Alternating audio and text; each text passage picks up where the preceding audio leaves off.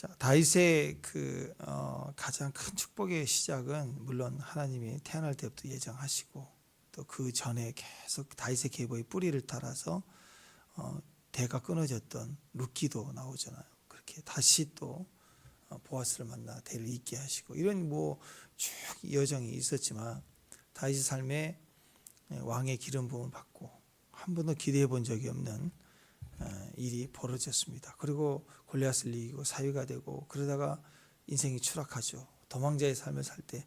그리고 그 과정에서 가장 힘든 시간들을 보내게 되는 장소가 시글락입니다. 시글락엔 이쪽도 저쪽도 아닌 사울을 피해서 시글락에 거하고 또 블레셋 사람의 종으로 뛰지만 인정 못 받으면서 한 장소를 얻어서 있게 하는 곳이 시글락. 하나님 은혜를 입게 한 거죠. 그곳에 400명, 600명 모이면서 드디어 살만하는 그 장소에 거하는 다윗의 마음이 어땠을까? 저는 이 과정에서 다윗이 가장 큰 능력을 얻게 되었다고 생각을 합니다. 그래서 뭐냐면 소속감이. 내가 이쪽도 저쪽도 아닐 때 우리에게 가장 필요한 건 뭘까요? 분명한 소속감이죠. 내가 내 집이 없을 때 가장 강력한 내 집 마련에 대한 소망이 생기는 거 아니겠습니까? 건강을 잃어버리면 건강에 가장 소망이 생기는 거 아니겠습니까? 어렸을 때 우리가 아이들에게 질문을 하죠. 또 우리가 어렸을 때 많이 들은 질문 중에 하나가 뭡니까? 엄마가 좋아, 아빠가 좋아? 그러면 삼촌이 좋아? 그런 애는 없어요. 둘 중에 하나를 선택을 해야 돼요. 아이들이 지혜를 따라 배웁니다. 물어본 사람의 대답을 할 때가 있고 또 아빠 손에 들리는 게 있다. 그럼 아빠가 좋아. 엄마 손에 뭐가 들리는 게 있다. 그럼 엄마 좋아. 또 주변에 엄마가 없다. 그럼 아빠가 좋아. 아빠가 없다. 그럼 엄마가 좋아. 근데 참 곤란할 때가 있어요. 양쪽 다 같이 물어보는 거예요. 야, 엄마가 좋아? 아빠가 좋아? 옆에서 야, 진짜 아빠가 좋아? 엄마가 좋아? 양쪽에 같이 물어볼 때는 멘붕이 오기 시작합니다. 굉장히 힘들어지죠. 소속감은 이와 같이 중요한 의미가 됩니다. 내가 소속감을 분명히 가질 때 안정감을 얻고 공급을 얻기 때문이죠. 용돈이나 생일 선물도 훨씬 더 강력해질 수 있습니다. 소속을 확인하는 거 굉장히 중요하죠. 삶에서도 내 편, 네 편, 조직 여기에 줄을 서려고 하는 이유도 그와 같습니다. 늘 자기 소속을 확인하고 그래서 아이들이 별거 아닌 것 같지만 자라면서 큰 상처를 입는 것 중에 하나가 왕따를 당하는 거예요. 그런 문화는 진짜 없어져야 돼요. 이미 한 소속인데 일부러 갈라내고 끊어내고 추출해내는 것. 이처럼 고통스러운 게 없다라는 것이죠. 그래서 교회는 제한이었습니다. 누구나 다 올 수 있도록 하나님이 문을 다 열어 놓으셨어요. 유대인이나 헬라인이나 이방인이나 다 높은 자나 낮은 자나 다 형제가 돼서 주님 앞에 안정된 또 인정받는 소속감을 얻게 되는 것.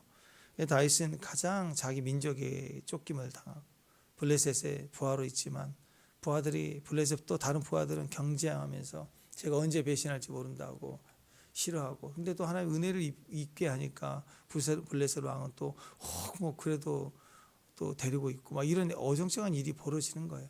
그러면서 시글락이라는 장소를 허락받아 거기서 있을 때 그곳에만큼은 유일한 내 집, 내 가정처럼 느껴지는 성읍입니다. 거기서만큼은 소속감을 느낄 수 있었어요. 이게 뭐예요? 은혜예요.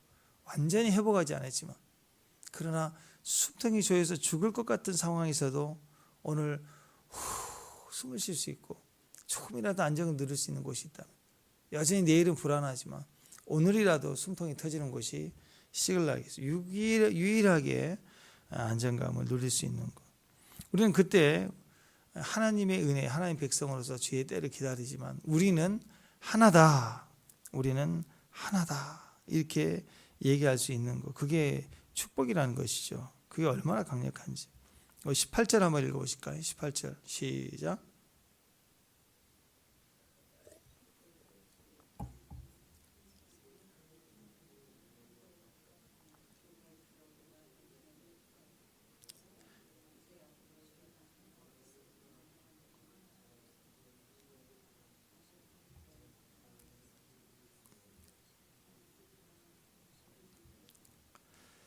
네. 자, 보세요.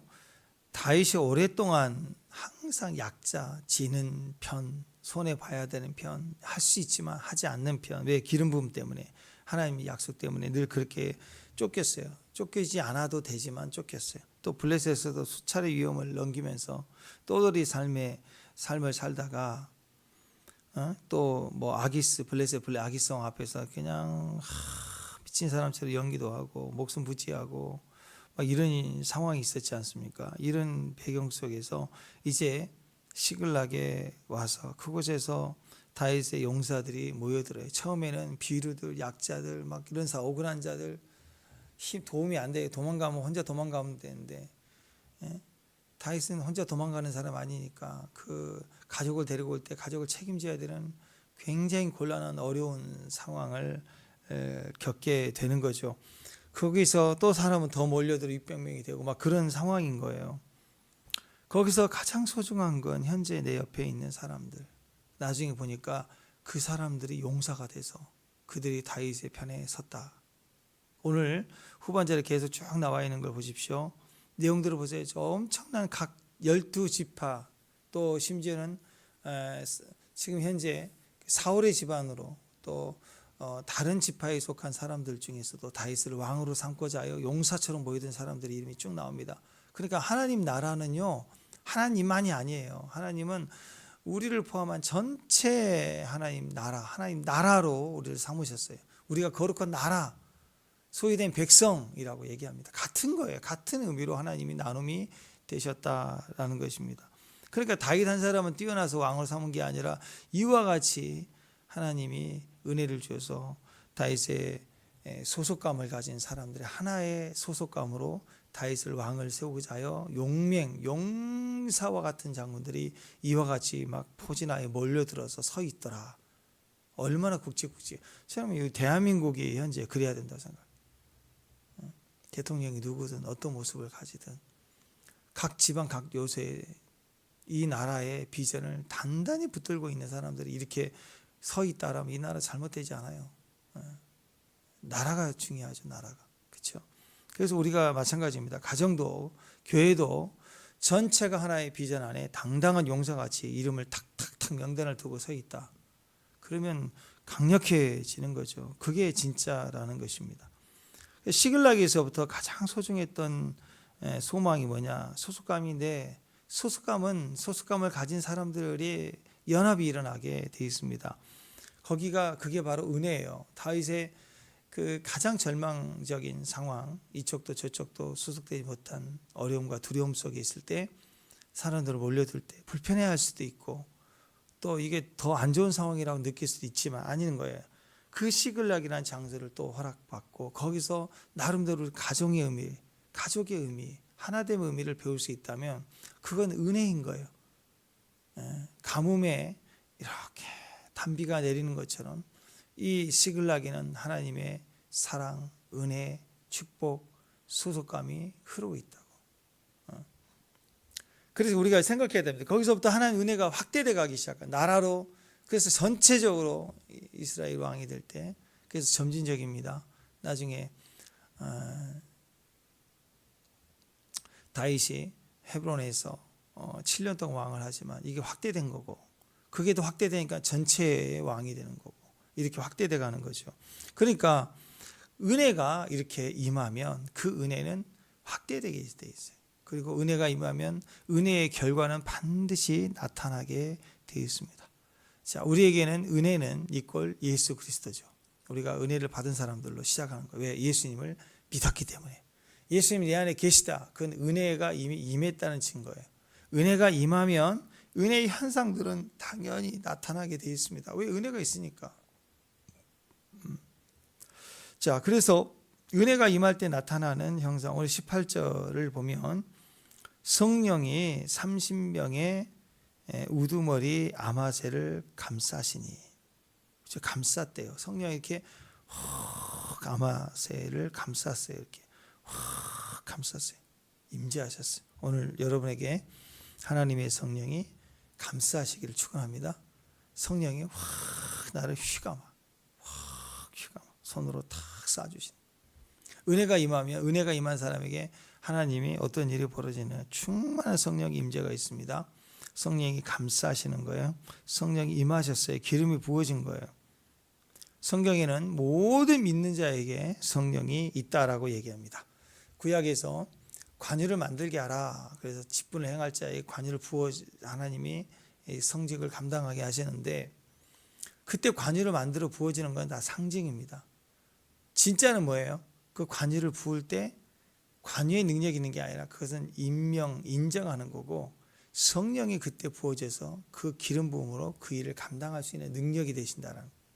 근데 신약에 와서 이제는 예수님을 믿기 때문에 믿을 때 우리에게 성령이 부어지거든요. 그냥 모든 믿는 자에게는, 믿는 자, 은혜가 있는 자에게는 성령이 부어지게 되어 있습니다. 관유의 상징의 기름이 아니라 진짜 성령이 우리 안에 부어지는 거예요.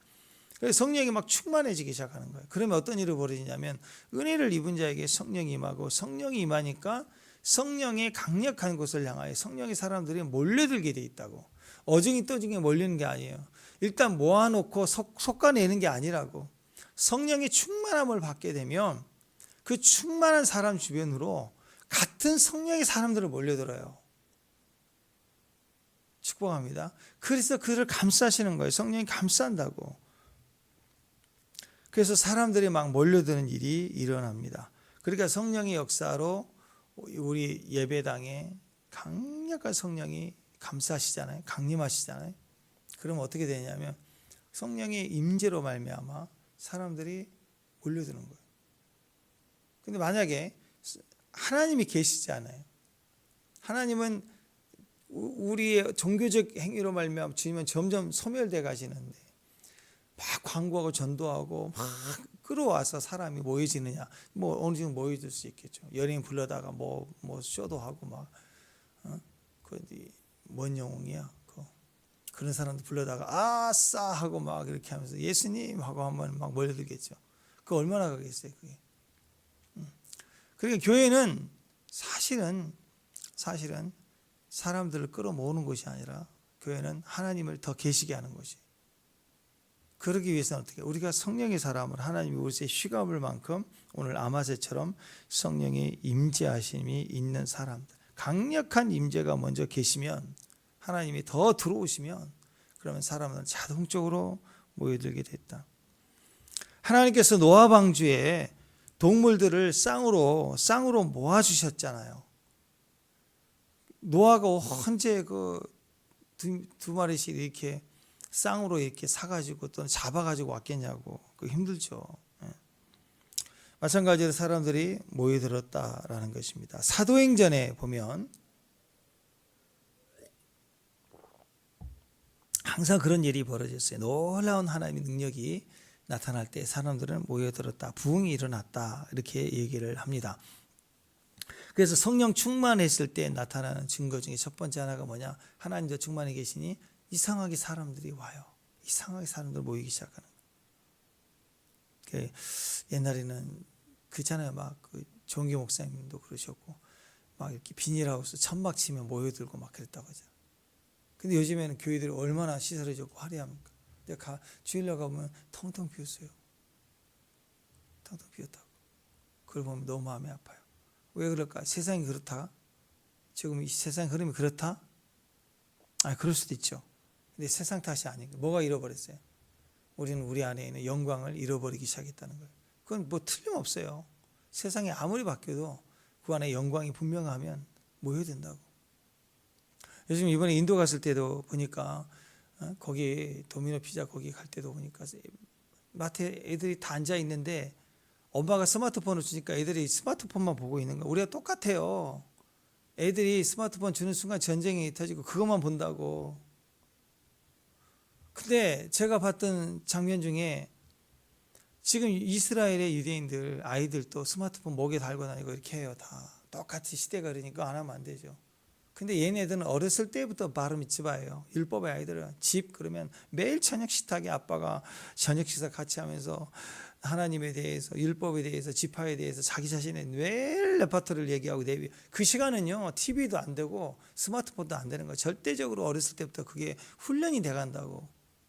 그러니까 얘네들이 다들 뭐 어떻게 하느냐, 이거 막 즐기면 즐긴 대로 내버려 둬요. 알아서 하라도. 근데 지금 그 책 갖고 와, 그 말씀 갖고 와. 그때부터는 애들이 자동적으로 내려놓고 말씀을 봐야 되는 줄 알고 같이 보고, 그러니까 학교 가서도 공부해. 그러면 그 시간은 구분이 된다고. 구분이 정확하게. 그래서 구별이 되는 민족이에요. 그분은 지금도. 집에 가도 싱크대가 2개예요. 칼도 2개, 그릇도 2개, 똑같은 게 다 싱크대가. 이쪽은 기름하고 피를 썰 때 쓰는 것만, 이 칼은 여기만 쓰고, 여기는 기름이 없고 피를 묻히지 않는 음식만 만들 때 쓰는 도구로 똑같이 만들어 놓고 와요. 우리 같으면 대충 하고 설거지해서 이렇게 하면 됐죠. 아니래. 칼도 한 번도 안 쓴대. 기자가 질문했어요. 한 번이라도 실수하지 않겠느냐. nothing. 한 번도 없다. 너무 철저하게 어렸을 때 배우니까. 그러니까 이들이 스마트폰이니 영화니 미디어니 뭐가 있어도 뭐 그건 그거고, 니들은 그대로 가고, 시대의 흐름은 흐름이고, 그러나 우리가 그 말씀, 그럼 학교 가면 학교 공부, 도서관 해야 될 일, 그러면 애들이 철저하게 이게 좌우가 딱 구별이 되는 거예요. 철저하게. 가정에서 율법 교육이 얼마나 중요한지 아시겠죠. 저는 이걸 보면서 이 아이들 세대, 이 스마트폰을 이기는, 미디어를 이기는 방법이 이것밖에 없겠구나 생각이 드는 거예요. 철저하게 가정이 같이 그 시간에 어렸을 때부터 훈련이 되고 같이 되면 그런 줄 아는 거예요. 당연히. 우리 어렸을 때는 그래도 모태신앙 아이들 보면은 말 진짜 안 듣고 신앙 없는 것 같아도 주일날은 교회 나오는 건 줄로 당연히 알죠. 아무리 힘들어도 그냥 당연히 알 줄 알아요. 근데 우리 부모 세대가 잘못한 거예요. 어느 순간 고3이니까 1년만 학원 가야지. 학교에서 오라고 하니까 먼저 가라. 틈을 두기 시작하니까 애들이 그렇게 습관이 되고 안 들어오기 시작하는 거예요. 죽어도 싫어도 예배는 드리고 가는 것이 훈련이 되어 있는 아이들은 고3이 되지 무슨 고 할아버지가 되든 다 되는 거라고. 그거 정말 중요해. 주일은 건드지 않는다. 더 나아가 새벽을 살린다. 큐티한다. 이게 몸에 배이도록 내가 살아내고 같이 가야 스마트폰에 이게 세상을 이기는 거라고. 그래서 이 철저히 이 말씀 안에 모이는 거, 말씀이다 그런 사람 이렇게 모이는 거, 그게 중요하다. 역대상 12장 22절에 보면 그때 사람들이 날마다 다윗에게로 돌아와서 돕고자 함으로 큰 군대를 이루어 하나님의 군대와 같았더라. 이렇게 말하고 있습니다. 성령 충만하고 다윗이 한결같이 그걸 잊지 않는 하나님 중심으로 서 있으니까 주변에 비루대로 온 것 같지만 결과적으로 하나님 눈동자는 돕는 자들을 모이게 하는 거예요. 살리게 하는 거라고. 나중에는 실제적으로 검을 든 군대 용사들은 몰려들었지만 처음 모이는 400명의 사람들은 억울한 자 비루자들이 했잖아요. 곤란하고 내가 먹여야 될 사람들이잖아요. 다윗이 그렇게 느낄 수도 있었을 거예요. 그러나 그들을 자기의 심령과 같이 버림당한 것처럼 불쌍히 여겨서 그들을 보호하는 일을 시작할 때 사람은 언제 강해져요? 내가 힘을 얻고 내 뜻과 비전을 달려갈 때보다 내가 누군가를 보호해야 된다, 내가 누군가를 지켜야 된다는 생각이 들 때 강해지는 거예요. 다윗에게 가장 내가 이들은 버리지 못해. 이 소속감이 그를 지켰다고. 그래서 이 처음에 오는 비류들이 오히려 다윗에게 가장 큰 선물이었던 거예요. 강력한 보호 능력, 임재가 되려는 마음. 그래서 다윗이 실망하지 않고 더 강해지고 나중에 되니까 사람들이 돕고자 하는 목적을 가진 군사들이, 용사들이 몰려들기 시작했다는 거예요. 여러분, 하나님 은혜가 우리에게 필요합니다. 하나님 은혜가 임하면 성령 충만해지는데 성령 충만해질 때부터 충만한 사람들을 몰려들기 시작해요. 교회에도 사람이 몰려들기 시작해요. 사업체에도 하나님의 기름 부음 때문에 사람들이 몰려들기 시작해요. 무슨 일을 하든지 은혜가 있는 사람에게 충만이 있을 때 그 충만을 따라 그 빛을 보고 몰려들게 되어 있다고. 그러니까 우리가 성령 충만해야 됩니다. 아멘. 하나님 은혜 안에 있음을 기뻐하십시오. 축복합니다. 두 번째, 성령이 충만할 때 또 이렇게 하나님의 은혜가 임할 때 사람만이 임하는 게 아니라 무슨 일이 벌어지면 우리 안에 기쁨이 충만해져요. 그래서 기쁨의 교회예요. 할렐루야. 40절 읽어봐. 40절 시작.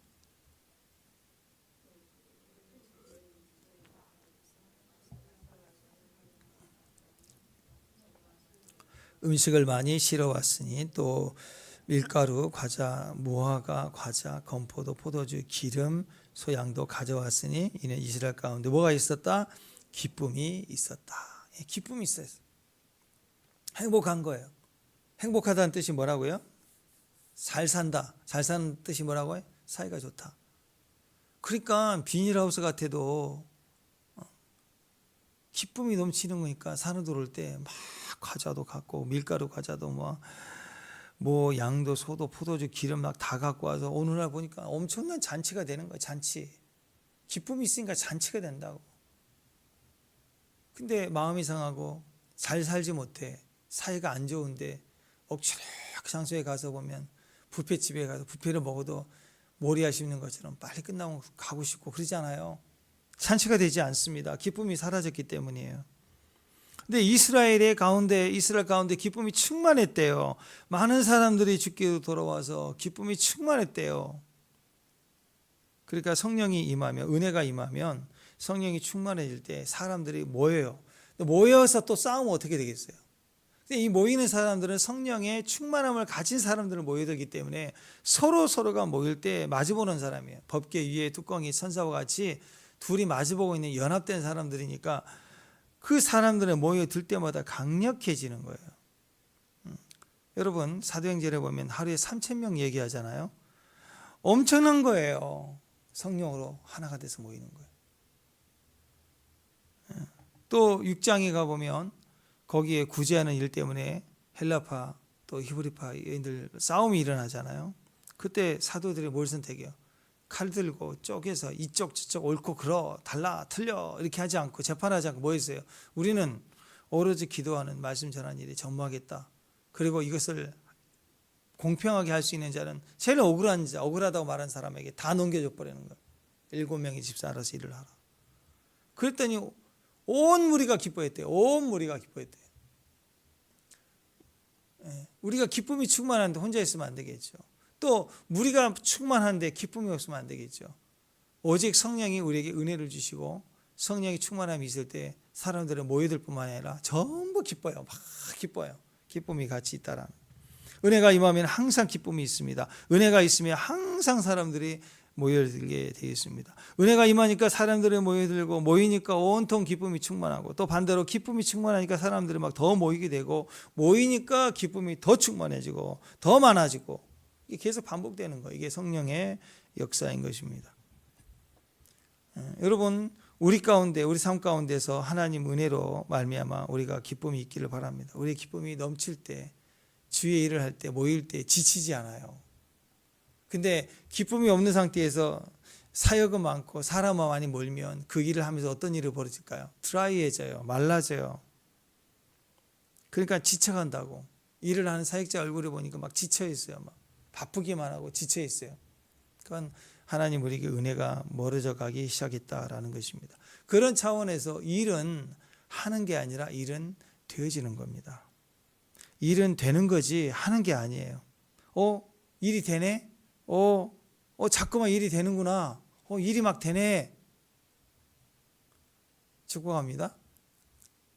아멘? 아멘 좀 해보세요. 아멘. 그러면 좀 따라서 해보세요. 일이 되네? 일이 되는구나. 막 되네? 일은 되네? 일은 하는 게 아니에요. 되는 거예요. 일이 된다라는 건 뭐예요? 일이 왜 되죠? 일이 됩니까? 해도 어려운데 일이 되나요? 일이 해도 힘든 거예요. 근데 일이 돼요. 일이 어떻게 될 수 있죠? 노력해도 안 되는데? 맞아요. 맞아요. 하나님이 일하시니까 되는 거라고. 그래서 이 일을 하는 건 내가 하는 거고 일이 되는 건 하나님이 하시는 거라고. 내가 하면 안 되는데 일이 막 돼. 그것은 하나님이 하시기 때문에. 그러니까 일이 막 잘 안 돼. 그럼 내가 하고 있는 거예요. 일이 막 돼. 내가 안 하는데도 일이 돼. 하나님이 하고 계신 거예요. 하나님이 일하신다. 일이 된다는 것은 내가 지가 한 것이 아닌데도 불구하고 일이 막 이루어지는 거예요. 그건 저절로가 아닙니다. 저절로가 아니에요. 누군가 하고 있는 거예요. 누가 하겠어요? 하나님이 하시는 거라. 우리 예수 믿는 사람들은요, 일하는 존재가 아닙니다. 아멘? 우리는 일하는 존재가 아니에요. 일이 되는 존재예요. 그래서 항상 우리는 입술로부터 믿음을 말해야 돼요. 내 야망과 목적과 내 열심을 말하려면 이 일을 하는 걸 말해야죠. 이건 해야 됩니다. 목표 1, 2, 3 할 수 있다. 하자. 해보자. 목표 1, 2, 3 목적, 목표 명심 막 이렇게 해야 된다고. 이건 일하는 존재예요. 근데 우리는 예수 믿는 사람은 일하는 존재가 아니라 일이 되는 존재예요. 아무리 절박해도 기도 제목보다는 말할 수 없는 것을 말하는 거예요. 입술로 고백으로 나와서 성령이 말하게 하시면 따라 말하는 사람들이라고. 그래서 항상 우리 입에서부터 믿는 사람들은 뭐가 나와야 돼요? 정말 일이 되네? 일이 되는구먼. 아멘? 일이 되네? 되는구먼. 되는구나. 이게 되는구나. 근데 영적 바보가 있어요. 영적 바보는 새벽부터 기도한다고 일어나서 종일 열심히 뛰고 말씀을 말하고 막 암송을 하고 뭐 가르치고 하는데 열심히 해요. 그렇게 열심히 할 수 없어요. 근데 밤새도록 뛰기만 하는 거예요. 벼룩처럼 뛰기만 하는 거예요. 어떻게 할 수 있죠? 자기 안에 기쁨이 없으면 뛰는 거예요. 뛰고 있는 거라고. 어떻게 저는 뛰기만 하게 바쁘게만. 오래 못 가요. 부러진다고, 병난다고, 아픈다고. 요즘 같은 무한 경쟁 시대에 피태지게 싸우며 하루하루를 보내는 거. 요즘 젊은이들 가운데 이 과정에 있는 사람들 엄청 열심히 하잖아요. 밤새고 공부하고 또 그렇게 일을 해야지만 그 자기의 그 흐름에서 빠지지 않기 때문에 흐름 놓치지 않기 위해서 엄청 열심히 뛴다고요. 밤낮 공부하고 새벽에도 밤을 새고 공부한다고. 이 대한민국 젊은 애들이 이번 MZ 시대들 알바도 안 쓴다고 그러잖아요. 하도 뭐라 그러니까. 그리고 주인이 좀 뭐라고 하면 당장 안 나오고 오히려 그 주인을 고소하고 비난하고 자기 친구도 모아다가 자기가 하루 나와서 일한 알바 식당 주인이 뭐라고 그랬다 구박했다고 친구도 뭐라다가 거기에 막 악플 넣고 폐점시키고. 요즘 애들이 그렇대요. 말 한마디 했다가. 그래서 사장님들이 30대 이하는 절대 알바 안 쓰기로 굳게 맹세합니다. 근데 그래서 안 쓰려고 하는데. 그런 시대에 있는가 하면 동시에요. 요즘 젊은 아이들이 또 이와 달리 또 엄청 우리 때보다도 2배, 3배 열심히 일하는 젊은 세대들 너무너무 많아요. 정말 목숨을 내놓고 일을 하고 일을 배우더라고. 대학 졸업해도 치열하게 취업하고 취업해도 대충 옮기려고 하지 않고 얼마나 죽도록 일하고 충성을 보이는지 그렇게 해서 가는 거라고. 근데 결과적으로 보면 오늘 성경이 얘기하는 거 뭐냐, 그거 다 삽질이에요. 계속 뛰기만 하는 건 행복하지 않대요. 얼마 못 간대요. 그건 일하는 거래요. 일하는 거. 여러분 일만 하면 죽어요. 일만 하면 죽어요. 근데 하나님의 사람들에게는 일은 되는 거래요. 일은 어느 순간 은혜가 있어요. 하는 것보다 되어지는 일이 많아요. 형통함이라는 건 그거거든요. 요셉은 가는 곳마다 일이 됐잖아요.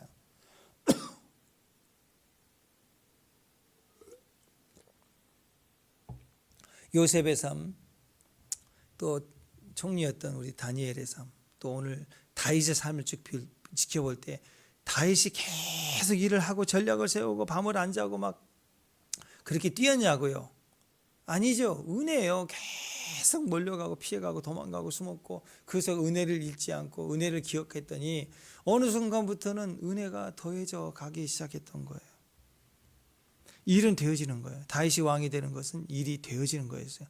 요셉이 총리가 되는 길을 만들어 갔나요? 되어진 거예요. 다니엘도 총리 되어진 거예요. 나의 나된 것은 하나님의 은혜다라고 얘기합니다. 에스더와 모르드게 보세요. 에스더서를 보세요. 그들이 한 일이 뭐예요? 에스더 모르드게가 한 일이 뭐예요? 밤을 새고 전략을 세고 고민했던 거 누구예요? 하만이죠. 하만 보세요. 끝판왕이에요. 일을 하는 사람이 끝판왕이 하만이에요. 얼마나 열심히 일하고 전략을 세우고 자기를 위해 꿈을 꾸면서 그리고 잠도 안 자고 계략 세우고 장대도 자기를 모르드게 매달 장대도 만들어 놓고 자기인 줄 알고 최고로 왕의 총애와 은총을 입은 자의 모습을 계약해냈고 디자인해놓고 다 했잖아. 그렇게 열심히 했더니 결국 어떻게 지가 달리고 그렇잖아. 모르드게를 영광하게 되고 하는 일들이 벌어지는 거 아니에요? 그랬더니 모르드게와 에스더가 하는 일은 기도하고 금식하는 거라고. 일을 더 해야죠. 근데 아니었어요. 그냥 기도하고 금식하는 거예요. 그랬더니 하나님이 일을 하기 시작해요. 하만이 했던 일은 바쁘게 잠 안 자고 얘기해도 다 지 망하는 길 하는 거고, 하나님이 일을 하시니까, 우리가 기도하니까 하나님이 일을 하시니까 어떤 일을 벌어져요? 갑자기 왕이 잠이 안 오고, 왕중 일기장 꺼내라, 하필 거길 읽게 하고, 이게 하나님이 일을 하는 거예요. 하나님이 일을 하니까 일이 막 되어지는 거예요. 우리도 마찬가지입니다. 일을 하는 존재가 아니라 일이 되는 존재입니다. 그런 존재가 돼야 됩니다. 일을 되게 만들려고 뛰는 게 아니에요. 하나님을 부르짖고 은총을 바라고 은혜를 입으면 일은 되어지는 거라고. 그러니까 하나님 앞에 엎드리는 것부터 시작합니다. 강력한 인생이 되는 방법은 하나님 앞에 은총을 입는 거예요. 그리고 그 결과로 우리 안에 기쁨이 충만해야 돼요. 여러분, 기쁨과 감동이 되지 않으면 그 일은 내가 하고 있는 일일 수 있습니다. 기쁨이 되고 감동이 와야 돼요. 막 하고 싶은 거예요. 할렐루야. 모이기 좋아하고 기쁨이 임하고 기쁨이 생기고 즐거움이 임하고, 그게 증거로 내 안에 확증된 도장 같은 게 뭐냐? 기쁨이라는 것입니다. 일을 하는 사람, 일만 하는 사람은요, 기쁨이 없어요. 일을 하고 난 다음에 지쳐요. 그리고 일을 해낸 다음에는 야릇한 교만함이 있어요. 내가 해냈다. 그리고 나서 사람들 앞에 하는 얘기는, 야, 내가 얼마나 힘들었는지 알아? 내가 얼마나 힘들게 살았는지 알아? 막 이런 얘기를 한다고. 이게 자기 공로 가진 사람들이 일을 하고. 일만 하는 사람들은 결국 일을 하고 다른 사람한테 2배, 3배 뛰었으니 실력자이긴 합니다. 그러나 슬슬 치고 올라오는 교만이 있고 자기 공로가 얼마나 힘들었는지를 나타내려고 하고. 그래서 사람은요, 일을 하면 할수록 교만해집니다. 일을 하는 사람이 항상 문제를 일으켜요. 교회에서 일을 안 하는 사람, 피해 다니는 사람 문제를 일으키지 않아요. 일을 하는 사람이 일이 되는 사람이야. 일을 하는 사람으로 계속 남게 될 때 점점 드라이해지고 자기도 보상이 필요하니까 공로를 나타내는 거고, 그리고 은근히 교만해지는 거예요. 근데 내가 일을 하는 게 아니라 주님의 일하심을 보는 사람. 그래서 하나님이 우리에게 우리를 위해서 일을 해줄 때 나타나는 이러한 성령의 일하시는 역사를 보게 될 때 우리는 다 같이 기뻐요. 아멘? 축복합니다. 오늘도 예배 가운데 성령이 일하기 시작하면 우리 다 같이 기뻐요. 다 같이. 축복합니다. 그래서 우리가 생각해야 돼요. 성도들로서 우리의 속에 기쁨이 있는가. 너무너무 중요한 겁니다. 또 세 번째, 절대로 그래서 은혜가 임하면 내 안에 사람이 몰려들고 그 속에 기쁨이 있을 뿐만 아니라, 세 번째, 나를 드러내지 않아요. 은혜를 드러내는 거예요. 은혜를 나타내는 거예요. 나타나고 일을 되어지게 하시는 그분을 높이는 거예요. 내 자신을 드러낸다는 것은 벌써 그것은 내가 메말랐다는 뜻이 되겠죠. 은혜가 임하면 자기 자신을 드러내고자 하는 것이 없어집니다. 왜냐하면 나를 자꾸 지워버려서 그래요. 은혜가 나를 덮기 때문에. 자기 감춤이 일어납니다. 성령 충만함이 없이, 은혜 없이 계속 일만 하면 드라이해지고, 내 보상을 필요하니까 내가 한 공로를 나타내고 내가 이렇게 애썼다는 것을 확인받고 싶어하고, 그래서 자꾸 자기 이름이 드러나고 내 이름을 나타내기 시작하는 거예요. 이게 점점 교만이라고 하는 거라고. 그래서 여러분, 생색내기가 없는 교회, 그게 성령 충만함이에요. 성령 충만하지 않으니까 자꾸 교회 이름을 내세워요. 교회 이름 내세울 게 뭐가 있어요? 교회 가운데 계시는 성령님이 나타나셔야죠. 은혜가 임하면 자신을 생색내지 않습니다. 성령 충만이 아니면 인간적인 모습을 자꾸 드러내려고 해요. 오늘 18절에도 성령이 아마세에게 감싸고 임하세요. 부어주셔서 충만하게 감싸요. 그랬더니 자기를 주장하는 일이 없죠. 하나님이 하셨다라고 그래요. 하나님께서 하셨다라고만 하는 거예요. 그리고 그렇게 해야 된다라고, 도우실 거라고, 함께 하실 거라고 예언하잖아요.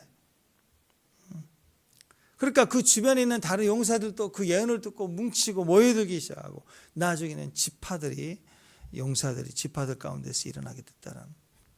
그런데 마지막에 모든 것을 다 이기고 영웅이 된 다음에 자기 이름을 자꾸 드러내면 그 사람은 초라해집니다.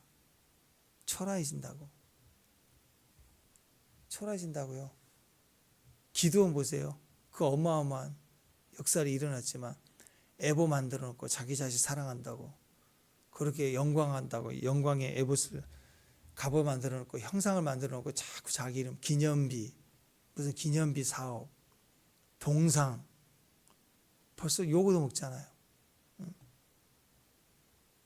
한국계 뭐 그 유명하신 목사님 존경스러운 분이잖아요. 근데 자기 동상 만든다고 해요. 그랬더니 막 비난받고 막 그러잖아요. 그럼 뭐 하는 것인지 모르겠어요. 일단 추해져요. 그러면 자기 이름을 남기고 동상을 만들고 형상을 만들고 그러면 추해지는 거라고. 그러니까 세상의 정치 왕들은 전부 업적을 남기는 자기 기념과 만들고 그래서 기념비 만들고 너무 웃겨요. 누군가는 그 사람을 욕하고 있는데 이순신도 아닌데 욕하고 있는데 자기 기념비 만들어. 너무 웃기다고 생각합니다. 절대로 여러분이 그런 훌륭한 사람인데 우리는 자기 기념비 남길 사람들이 아니에요.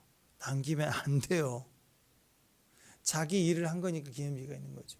하나님 일을 하신 것을 아는 사람 무슨 기념비가 필요해요? 주님이 일하신 건데 헌신만 있는 거지. 그래서 우리가 이렇게 자기를 드러내지 않고 끝까지 올인할 수 있는 그런 수단 방법이 있다면 성령 충만밖에 없어요. 우리에게 은혜가 있다라는 말은 성령이 충만함이 있다는 거예요. 충만함이 있다는 뜻은요, 내가 일하지 않아요. 일은 되어지는 거예요. 그래서 몇 날이 못 돼요. 그 말은 너 일하지 말고 기다려. 언제 일을 하냐? 일은 되어지는 거예요. 언제? 성령이 임할 때까지 기다려. 성령을 받으면 그때부터 일은 되어지는 거야. 되어지는 일을 따라가는 거야. 그래서 우리에게 최고의 방법은 성령 충만함입니다. 은혜가 있다면, 다시 말하면 성령이 충만하면 우리는 사람들이 성령의 빛을 따라 몰려들게 돼 있어요. 또 기쁨을 얻게 됩니다. 그리고 우리 자신을 인정하지 않게 돼요. 내가 아니라 그리스도를 인정하게 됩니다. 그리고 말을 해도 내 말을, 내 경험, 그걸 말하는 게 아니라 성령이 충만해서 성령이 말하게 하심을 따라 말하는 사람이 되는 거예요. 그러니까 교회 안에서도 죽어라 일을 하는 사람 불쌍하죠. 기쁨이 없이 일만 하는 사람. 그때는 옆에서 밥 사주고 일하기보다는 쉬게 해야 돼요. 쉬게. 일을 시키는 게 아니라. 그게 교회입니다. 그런 사람이 일을만 하는 사람이 막 지쳐갖고 막 힘들어서 짜증내면서 같이 일을 하면 옆에서 볼 때 불안해요. 이 사람 이러다 언제 터질지 몰라요. 폭발할 것 같아. 무슨 시한폭탄 같아. 그렇게 성령 충만함으로 일을 해야 일단 일을 천천히 하다가도 웃기도 하고 재밌기도 하고 이렇게 나오는데 뭔가 성령 없이 일만 하는 사람은 열심히 하는데 옆에서 불편해지고 불안해요. 이 사람 어떻게 터질지 모르니까. 반드시 나가 떨어지거든요. 반드시 무리를 일으키게 되어 있습니다. 그래서 우리가 성령 충만함을 얻는 게 너무너무 중요한 것이에요. 빌립보서 3장 3절에 보면 하나님의 성령으로 봉사하며 그리스도 예수로 자랑하고 육체를 신뢰하지 아니하는 우리가 곧 할례파다. 진짜 할례는 어디가 있느냐? 육체의 표피를 할례 받는 게 아니라 양심, 우리 마음의 할례를 받는 거고 그 결과는 뭐예요? 성령으로 봉사하는 게 첫 번째예요. 예수를 자랑하는 거예요. 자기 육체를 신뢰하지 않는 거예요. 동일한 얘기를 하고 있지 않습니까? 우리 교회의 모습이 첫 번째 성령 충만함입니다. 내 자랑이 아니라 예수님 자랑, 나에 대해서는 신뢰하지 않는 것. 이게 성도의 모습이다라고 얘기를 합니다. 사랑하는 여러분, 우리 안에 오직 성령으로 오직 주님이 편하게 계시는 그런 장소가 되게 하셔야 돼요. 여러분 가정에 정말 귀한 손님을 초대했어요. 이렇게 거실 소파에 앉도록 한 다음부터 그리고 이렇게 뭐 차도 대접하고 얘기도 하고 이렇게 할 거 아니에요. 근데 모셔놓고 오신 다음부터 갑자기 막 부부싸움을 해요. 그럼 얼마나 불편해요. 또는 애가 학교 갔다 왔는데 애한테 막 야단을 치고 애는 울고 막 그러고 있어. 그러면 손님이 얼마나 불편해요. 예수님이 성령이 우리 정말 귀한 손님으로 우리의 사실 주인이지만 그분이 우리 안에 계시지 않아요? 근데 주님의 처소인 우리가 다 원망하고 짜증내고 일만 하고 지치고 피곤하고 그럼 이분이 얼마나 불편하시겠어요? 성령님 내 안에서 편안하신가? 그걸 물어봐야 돼.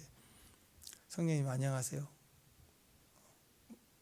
오늘 기도하시면서 물어보시기 바랍니다. 우리 안에 계신 성령님 안녕하세요. 그리고 내가 또 나에게 물어봐요. 야 아무개 너는 기도가 안녕하니? 예배가 안녕하니? 하고 물어보셔야 돼요.